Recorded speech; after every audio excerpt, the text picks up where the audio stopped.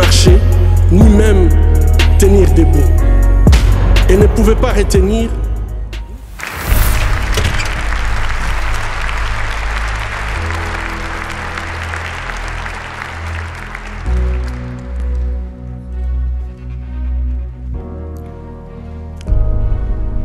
dans la nuit tragique du 6 octobre 1996, des rebelles ont attaqué notre hôpital à Lemera, en République démocratique du Congo. Plus de 30 personnes tuées, les patients abattus dans leur lit, à bout portant, le personnel ne pouvant pas fuir, tué de sang-froid. Je ne pouvais pas imaginer que ce n'était que le début. Obligé de quitter Lemera, en 1999, nous avons créé l'hôpital de Panzi à Bukavu, où je travaille aujourd'hui comme gynécologue obstétricien. La première patiente admise était une victime de viol ayant reçu un coup de feu dans ses organes génitaux. La violence macabre ne connaissait aucune limite. Cette violence, malheureusement, ne s'est jamais arrêtée. Un jour comme les autres, l'hôpital a reçu un appel. Au bout du fil, un collègue en larmes implorait « S'il vous plaît, envoyez-nous rapidement une ambulance. S'il vous plaît, dépêchez-vous. » Ainsi, nous avons envoyé une ambulance, comme nous le faisons habituellement. 2 heures plus tard, l'ambulance est revenue. À l'intérieur, une petite fille de juste 18 mois. Elle saignait abondamment et a été immédiatement amenée en salle d'opération. Quand je suis arrivé, les infirmières, toutes en larmes, la vessie du nourrisson, son appareil génital, son rectum étaient gravement endommagés par la pénétration d'un adulte. Nous prions en silence. Mon Dieu, dites-nous que ce que nous voyons n'est pas vrai. Dites-nous que c'est un mauvais rêve. Dites-nous qu'au réveil, tout ira bien. Mais ce n'était pas un mauvais rêve. C'était la réalité. C'est devenu notre nouvelle réalité en République démocratique du Congo. Quand un autre bébé est arrivé, j'ai réalisé que ces problèmes ne pouvaient pas trouver une solution au bloc opératoire, mais qu'il fallait se battre contre les causes profondes de ces atrocités. Je me suis rendu au village de Kavumu pour parler avec les hommes. Pourquoi vous ne protégez pas vos bébés, vos filles et vos femmes? Où sont les autorités dans ces villages? À ma grande surprise, les villageois connaissaient le suspect. Tout le monde avait peur de lui, car il était membre du Parlement provincial et jouissait d'un pouvoir absolu sur la population. Depuis plusieurs mois, sa milice terrorisait le village entier. Il avait instillé la peur en tuant un défenseur des droits humains qui avait eu le courage de dénoncer les faits. Les députés s'en est tiré sans conséquence. Son immunité parlementaire lui permettait d'abuser en toute impunité. Ces 2 bébés ont été suivis de dizaines d'autres enfants violés. Lorsque la 48e victime est arrivée, nous étions désespérés. Avec d'autres défenseurs des droits humains, nous avons saisi un tribunal militaire. Finalement, ces viols ont été poursuivis et jugés comme crimes contre l'humanité.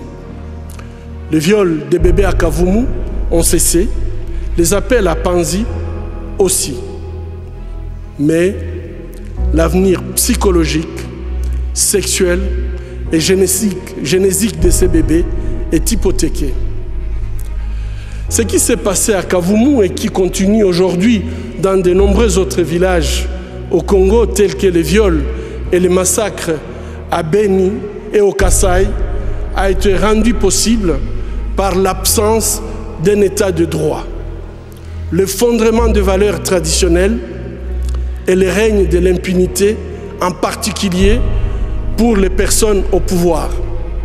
Le viol, le massacre, la torture, l'insécurité diffuse, le manque d'éducation créent une spirale de violence sans précédent.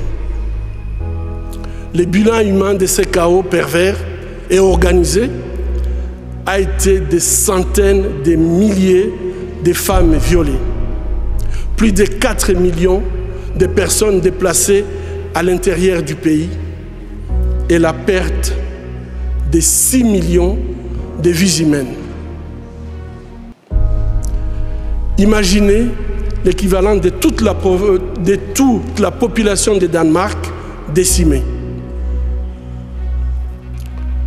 Les gardiens de la paix et les experts des Nations Unies n'ont pas été épargnés.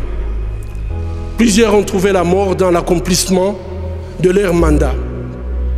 La mission des Nations Unies en République démocratique du Congo reste présente jusqu'à ces jours afin que la situation ne dégénère pas davantage. Nous leur sommes reconnaissants.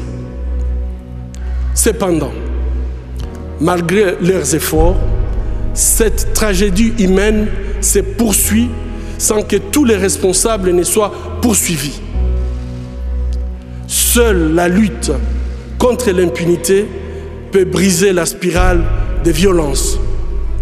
Et nous avons tous le pouvoir de changer le cours de l'histoire lorsque les convictions pour lesquelles nous nous battons sont justes. Vos Majestés, Vos Altesses royales, Excellences, distingués membres du Comité Nobel, chère Madame Nadia Mourad, Mesdames et Messieurs, amis de la paix, c'est au nom du peuple congolais que j'accepte le prix Nobel de la paix. C'est à toutes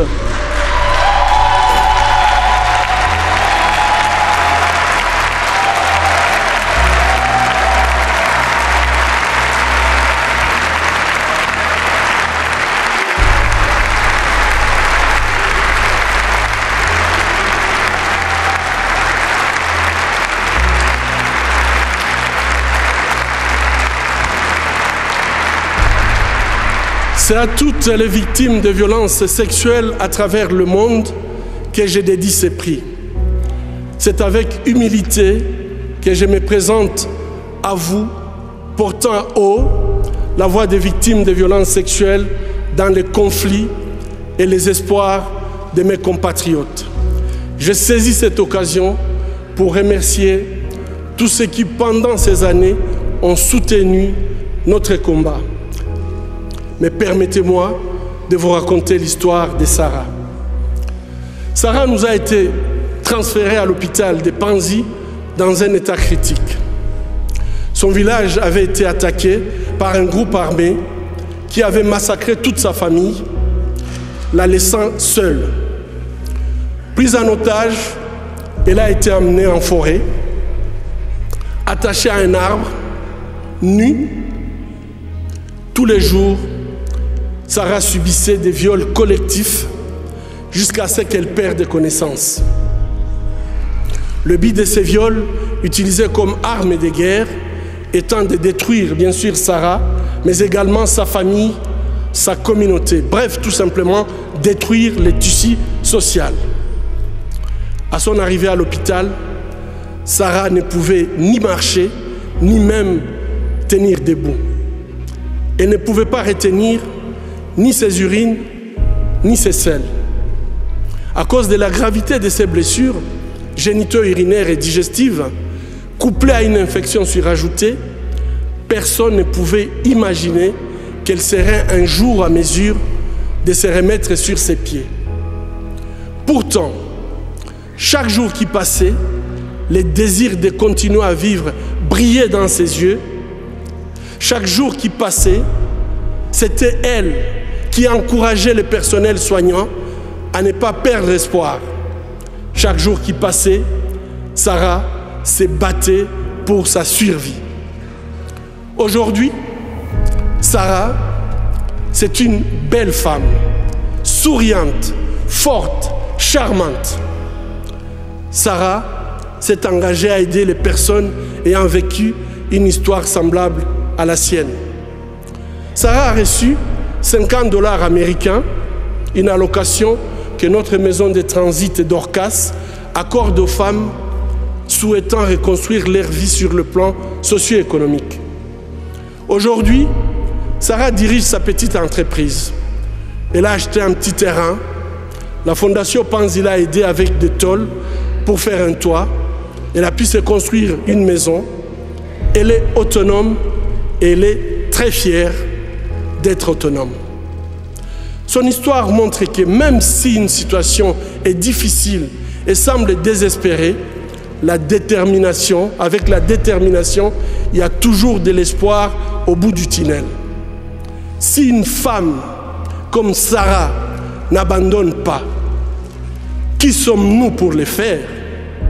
Bâtissons un État où toutes les actions politiques, économiques et sociales sont centrées sur l'être humain et où la dignité des citoyens est restaurée. Vos Majestés, distingués membres du Comité Nobel, Mesdames et Messieurs, amis de la paix, le défi est clair et il est à notre portée. Pour les Sarah, pour les femmes, les hommes et les enfants du Congo, je vous lance un appel urgent de ne pas seulement nous remettre le prix Nobel de la paix, mais de vous mettre debout et de dire ensemble et à haute voix, la violence en République démocratique du Congo, c'est assez. Trop, c'est trop. La paix maintenant. Je vous remercie.